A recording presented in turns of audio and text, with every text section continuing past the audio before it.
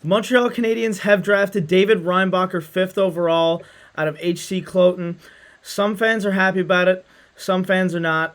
And I mean, that's acceptable when you have a draft pick this high in the draft and you're not happy about who your team picked or whatever. But what's not okay is sending a 17-year-old kid hate messages, thousands of hate messages from Montreal fans since the draft.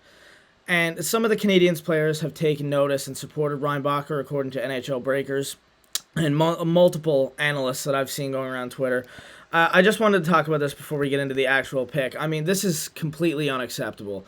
As a franchise that is so well respected around the world, and I mean, this is acceptable in no franchise to send a 17-year-old kid, or really anybody, hate messages over what they do for their career. And this is like, on ice, this kid is a great player. And off ice, I've only seen the best out of this kid. There's no reason to send this kid any type of hate whatsoever. I understand that some people are upset that we didn't take Matvei Michkov or another forward available, but especially Michkov. But that doesn't mean you go out there, and this kid has worked his entire life for this opportunity to play in the NHL, right? You can't knock hard work. Like he's worked hard to get to this moment, and as soon as he gets to this moment, he's excited for the fans, excited for the fan base, all that stuff. And as soon as he gets to the fan base just hates on him completely, like from the start, and acting like it's the worst thing to ever happen in the world. It's unacceptable in my view, and I know in many others as well, it's unacceptable, and it's just not a good look for the franchise. What do you think about it, Noah? Well, I think everybody's human, right? At the end of the day, and it's not fair to like you said, a 17-year-old to give a 17-year-old a bunch of hate for a guy who hasn't even played a game for the franchise. Where the Habs are one of the most decorated franchises in the league, and it makes us look absolutely terrible when we can't even accept a guy. And I hate this look.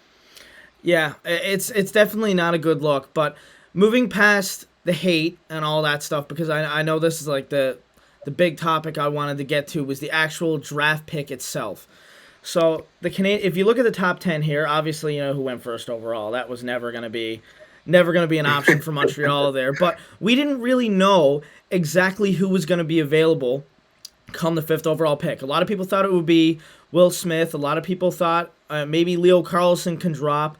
Many people thought Ryan Leonard might be the Canadiens' guy.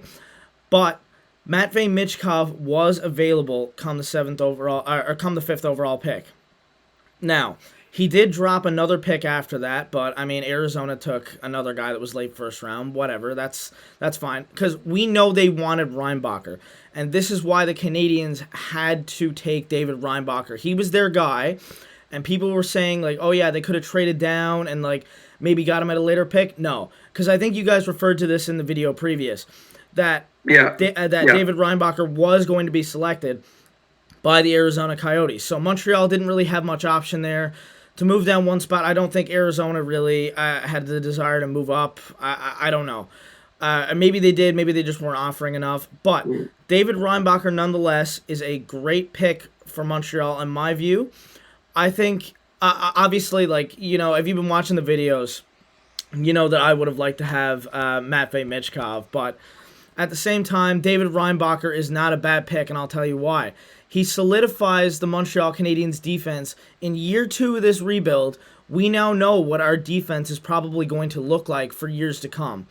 And a right-handed defenseman is something that really is hard to come by in today's NHL if you really want a talented one. Yeah, it is. He's compared to, I think, Adam Larson, and I know what you're going to say. Adam Larson's not a 5th overall pick. I know.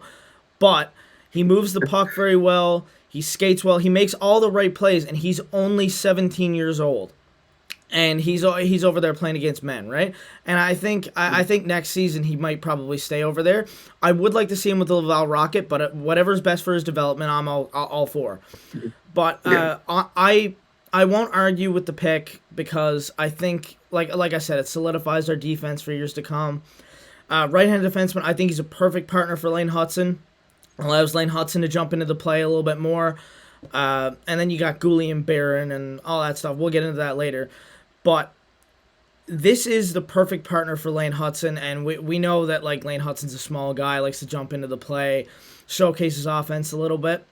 And if David Reinbacher can be a shutdown defenseman to have on that top pairing with Lane Hudson in the future, I think that's a pretty dangerous look for the Habs. Now, what do you think about the pick, Noah? I'm a big fan of building the team from the back end out. By no means, the saying, offense wins games, defense wins championships. Yeah, but when you have a franchise-altering player in Matvei Michkov, I don't know. I'm just a little bit ticked off at Kent Hughes. It seems like he went for the positional need rather than the generational talent. But by no means is David Reinbacher a bad defenseman, a bad player at all. Like you said, he's over there playing with men. He put up, I think, 22 or 23 points in 40 or 50 games, which is no slouch at all.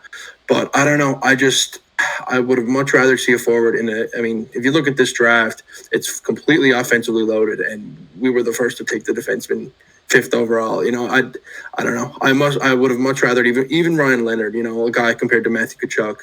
I don't know. I just think it makes more sense to get a forward here. Well, I don't disagree with you that the Canadiens definitely had some options there at forward. Like I said, with Matvei Michkov. I mean, I don't know if I'm going to let go passing on Matvei Michkov for a while.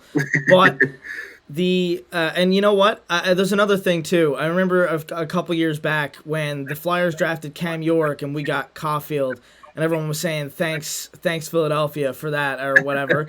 And now you could have it reversed, and then we draft Reinbacher, and then they draft Michkov. They could say thanks Montreal for passing on him, but I don't think I think that Reinbacher's a little bit different here. I think Reinbacher is the best defenseman in the draft, and it's I don't think it's particularly close. I think he's the best defenseman in the draft.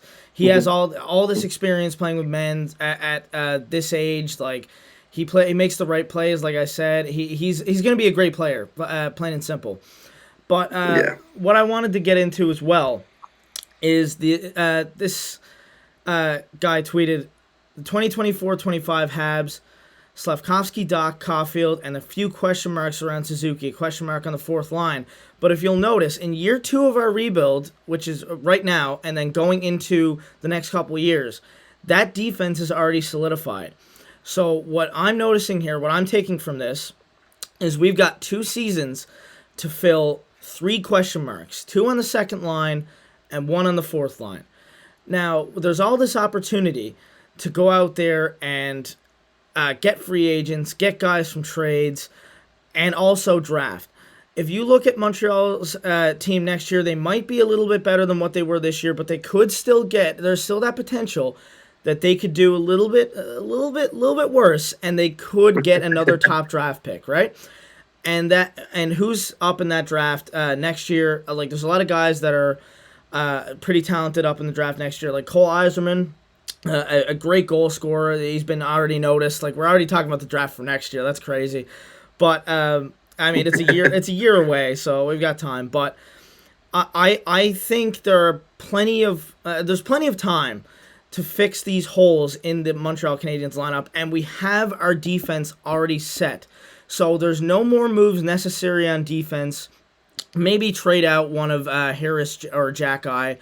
But the right side looks set, and that is if Mayu gets his opportunity to play in the NHL. We still don't know what that's going to be from Gary Bettman. We don't know if he's going to allow him to play or not. But from the sounds of it, what he's doing right now is he's making it better for himself. Like he's doing a lot of things that the Canadiens are asking him to do, that the league is asking him to do. So hopefully he'll get in there. But Jack-Eye and Harris, those are the guys that you don't know exactly who is leading at this moment, because we know that Jack-Eye is the heartbeat of the Canadiens last season. He was a guy that, like, if you needed energy, he was going to come out there.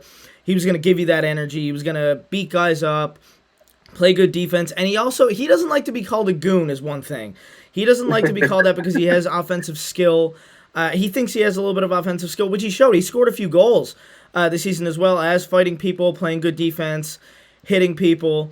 And, I mean, I think we're all excited to see where that goes with Radko Gudas next season. Yeah. But just looking at that lineup there, Noah, What do you think is the main focus for Montreal going into the next couple of seasons? Well, I'm going to go back to the Reinbacher pick. I mean, you take out Reinbacher there. You got guys like Justin Barron and Logan Mailloux. Like you said, the future of Mailloux is unknown. But I really think we had enough depth on the right side. I really did with Barron and Mailloux. Some people could argue, Barron is not a number one defenseman. Mailloux is, we don't know the future, like I said. But I would have much rather forward, like I said here. You got 3 question marks up there on the top on the second line, or 2 question marks on the second line. Sorry. So I mean, Matvei Michkov or Ryan Leonard or one of those guys fits in perfectly there, right? But I don't know. I'm trying to justify why Kent Hughes went Reinbacher. Like I said, I'm a big fan of bolstering the building from the back end. But I mean, you have guys like Justin Barron and Logan Mailloux there. Yeah, like I said, I mean, this is going to be an interesting couple of weeks for Montreal because we know the Canadiens are probably not going to go for any free agents this year in the class because this year's free agent class is downright awful. I just got to say it. Like it's not that good. There are a few players in there that I mean you could say are going to be like maybe depth pieces for their teams or whatever. Or I mean Patrick Kane and Vladimir Tarasenko are still out there, but we all know they're not what they used to be. Like Tarasenko's a little bit, Tarasenko's a little bit probably younger than Kane. He is a little bit younger than Kane, but he's not what he was a couple of years ago. And Patrick Kane's going to be out until I think at least November with that. I think it was a hip surgery or something. I could be wrong, but he is going to be out until then. So I don't see really Montreal picking up anyone in free agency this year. We're just going to have to wait until the draft next year. We're going to have to wait a year from now, have the countdown started. But that's it for this video, guys. We'd love to know what you guys think about the pick in the comments. Please no hate to Reinbacher. He's got enough of it as it is, and we don't condone any hate towards David Reinbacher. He's such a great player, such a great kid. Nobody drafted in the draft this year deserves any type of hate. It's absolutely unacceptable for the NHL to still be dealing with this in the year 2023. Let the kid play. Let them all play. They were all chosen in the first round for a reason. They're all going to be given a chance at the NHL level, whether you guys hate on them or not. So try to make it a little bit easier for them, please. But that's it for this video, guys. Like I said, don't forget to like, comment, and subscribe if you guys like the video and the channel. We'll have many more videos coming up like this for other teams coming up in the future. And especially with the free agency coming up, we're going to be talking about that. Maybe some trades. We've got Alex DeBrincat. It's going to be on the move soon. A few players like that. So it's going to be interesting to see. So that's all for this video, guys. And see you next time.